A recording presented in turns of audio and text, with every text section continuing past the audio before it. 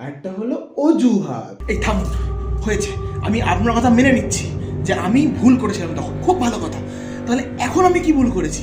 এখন আমি প্রায় কয়েক বছর ধরে শান্তি চাইছি, শান্তি খুঁজছি, পাচ্ছি না।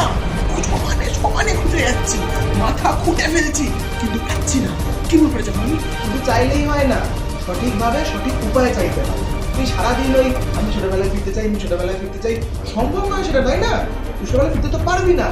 তুই একটা কাজ যেটা তোর 1 ঘন্টায় হয়ে যায় সেটাকে তুই 6 ঘন্টা ধরে নিয়ে বসে আছিস।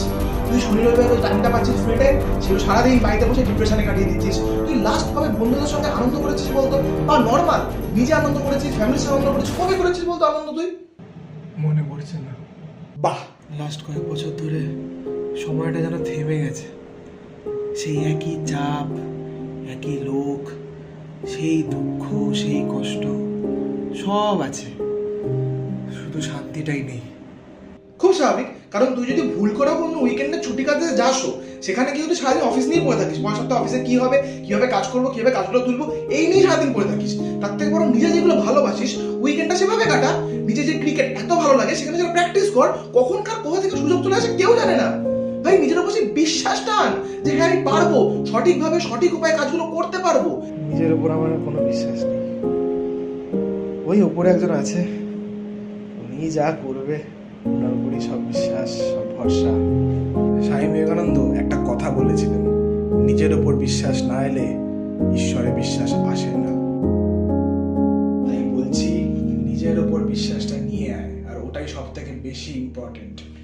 তুই ভাবছিস সময় থেমে আছে, কিন্তু সময় চিরদিন শুধু বয়ে যায়, থেমে সে তো থাকে না।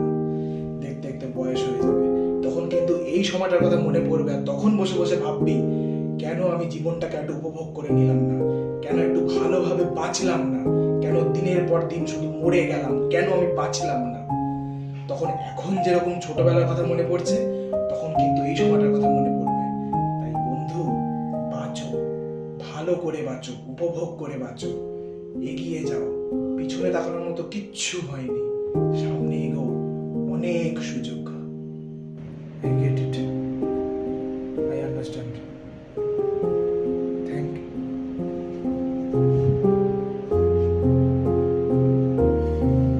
কিরে, কি খুঁজছিলি?